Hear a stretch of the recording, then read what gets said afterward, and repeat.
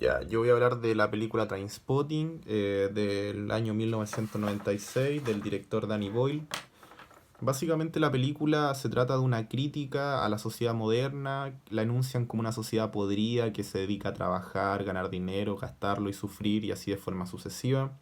Tenemos de forma paralela un grupo de amigos que se dedican a filosofar sobre estas críticas a la sociedad podrida y a la vez manifiestan sus diferentes vicios sobre drogas como la heroína o la cocaína y drogas varios. Tenemos una escena en la que está el grupo de amigos junto con el personaje principal que se llama Renton. Estaban drogados por lo que se ve en la escena hace 3 4 días y por ende no habían hecho nada en todos esos días porque habían estado drogados en heroína.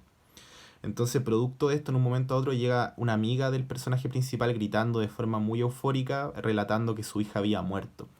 A lo cual ellos llegan y claro, es una cosa impactante porque claramente nadie había matado a esa niña, sino que la niña había muerto por una falta de cuidado de parte de su madre, producto de haber estado muy drogada. Entonces tenemos que este delito, este es el delito en específico, el delito es una omisión, ya que Allison, siendo la madre de esta niña, debía darle los cuidados relativos que correspondían a esta niña de 2 años, cuidados que ella no dio por haber estado drogada. Entonces, por eso es una omisión, porque omitió cuidarla como debía. Tenemos que el derecho penal tiene normas prohibitivas y imperativas. Las omisiones nacen producto de las normas imperativas. Básicamente la omisión es el no hacer una acción que es querida por el derecho penal en este caso. Cabe destacar que no todas las omisiones son sancionadas por el derecho penal. Por ejemplo, si uno va por la calle y alguien te saluda y tú no lo saludas, no te van a sancionar por ello, ya que eso no es relevante para el derecho penal. El derecho penal sanciona las omisiones que vulneran bienes jurídicos fundamentales. En la presente situación tenemos una omisión impropia, ya que estas son las que se dan cuando hay una persona que tiene una posición de garante ante un bien jurídico determinado y que por ende debe actuar así, a lo que esta persona no actúa de la forma que debiese actuar, entonces crea un resultado no querido, un resultado negativo. Entonces, eh, para atribuir esta omisión a este resultado negativo, tenemos que tener en cuenta dos aspectos, una relación de causalidad y una posición de garante. La relación de causalidad se refiere a que por el acto se haya creado el efecto. Entonces, en este caso, Allison, al estar tan drogada, no se vio en la posibilidad de cuidar a su hija como debiese ser y por ende omitió cuidarla como debiese ser y su hija murió. Entonces, tenemos una relación de causalidad de que por no cuidarla, la hija murió. Después tenemos el deber de eh, una posición de garante, que se refiere a que Allison, siendo la madre de la niña, tiene una posición preferente de cuidar a su hija, es decir, de mantener con vida a esta niña. Por ejemplo, el vecino no es responsable de la hija de Allison, entonces si esta niña muere en la casa de Allison no va a ser culpa del vecino, va a ser culpa de ella, porque ella es la que tiene el deber preferente de cuidar a su hija, porque es la madre. Después tenemos la tipicidad. La tipicidad básicamente se refiere a que el delito tiene que estar estipulado en la ley de forma escrita, tiene que estar tipificado. Eh, Cabe destacar que en los casos de omisiones o de omisiones impropias o de conducta imprudente no siempre está tipificado de forma tan taxativa, sino que es deber del juez verificar ciertos elementos que se den para que esto se cumpla.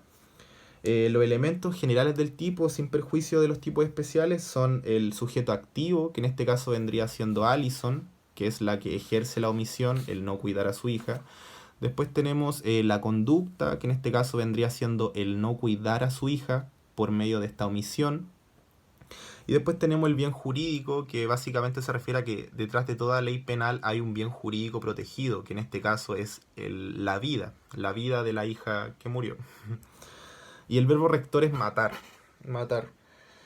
Cabe destacar que en esta ocasión, en esta situación, no hay dolo, sino que hay imprudencia. Es decir, no la omisión, o sea, la muerte de la niña no se hizo con querer. Allison en ningún momento quería que su hija muriera, sino que por medio de una conducta imprudente de ella, que fue drogarse y tirarse 3 días acostada, la hija murió. Entonces su hija al final murió por una conducta imprudente de ella, no porque ella haya querido matar de forma expresa a su hija.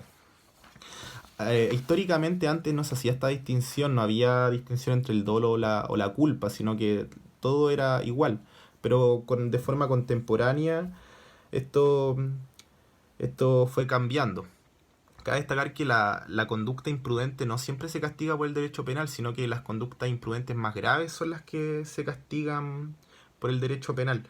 Entonces, por ejemplo, uno se podría preguntar qué cualidades debe tener una acción para ser calificada como imprudente respecto a la producción de un resultado prohibido. Por ejemplo, ¿cuándo uno puede decir que una acción imprudente efectivamente causa un resultado negativo y se le puede imputar este resultado? Como bien dijimos, es difícil escribir o verificar de forma taxativa todas las conductas imprudentes, y es por eso que el juez debe interpretar ciertas situaciones para así darle el carácter de imprudente. Y por eso el juez se basa en diferentes puntos de referencia, como en este caso puede ser en un deber objetivo de cuidado, que por ejemplo se refiere a que, bueno, el deber objetivo de cuidado se divide en intelectual y valorativo.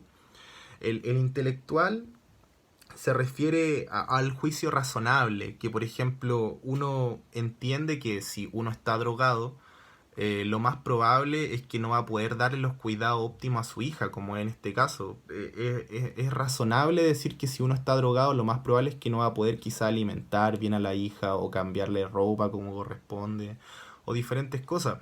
Después tenemos el valorativo, que se refiere a que para que la imprudencia sea contraria al cuidado, la conducta tiene que estar por debajo de la medida adecuada socialmente. Es decir, que esta conducta tiene que ir por debajo del promedio de las conductas. Por ejemplo, el promedio de las madres cuidan a sus hijas de forma debida, porque no todas las madres son drogadictas, eso es claro. El caso de Allison es excepcional, ya que no todas las madres por regla general son adictas a la heroína. Entonces, en este caso sí habría una conducta imprudente, ya que ella, al estar drogada en heroína, está actuando de una forma muy poco común, que está por debajo del promedio. Y a su vez también tenemos un deber subjetivo de cuidado que se refiere a la persona en individual, a la experiencia de la persona. En este caso podríamos interpretar que Allison, al ser una drogadicta recurrente, ella por su propia experiencia debiese intuir que si ella está drogada no va a poder darle el cuidado correspondiente a su hija. Entonces es imprudente su actuar, porque ella, sabiendo cómo es estar drogada, aún así igual se droga a pesar de que su hija está al lado de ella, lo cual es tremendamente imprudente. A la vez tenemos que, para ser imputado al autor de la acción imprudente, debe haber una consecuencia lógica, una relación, como hablé antes, una relación causal entre la conducta imprudente y el resultado negativo no querido, en este caso Allison, por estar tan drogada, no pudo darle el cuidado debido a su hija, lo cual produjo de forma imprudente que su hija muriera, lo cual es lamentable. En torno a cómo sancionaría en el derecho chileno, uno a primera vista podría pensar que Allison se ve eximida de responsabilidad dado que estaba tan drogada. Uno diciendo, claro, estaba inconsciente, entonces no tiene responsabilidad alguna. Pero hay que destacar un detalle, ya que esta causal de exclusión de responsabilidad se aplica siempre y cuando eh, em, el agente por el cual ella se haya vuelto inconsciente debe ser de una conducta que no le es imputable a ella. Es decir, ella para que concurriera esta causal de exclusión, a ella la debieron haber drogado contra su voluntad. Pero como ella se drogó por su propia voluntad, ella tomó la decisión de drogarse a pesar de estar con su hija al lado, es culpa de ella. Entonces, por eso ella tiene culpa. Claro, si bien no tiene dolo, tiene culpa. Entonces, no se le excluye de la responsabilidad penal, ya que ella tomó la decisión de drogarse. Entonces, de alguna forma, con su estado inconsciente es voluntario también, porque ella decidió quedar en ese en ese estado inconsciente. En torno a las penas que se dan en estos casos, los cuasi delitos de homicidio están sancionados con de 61 días hasta 3 años de privación de libertad. Eso sería como se sancionaría en el derecho chileno, básicamente. Y eso.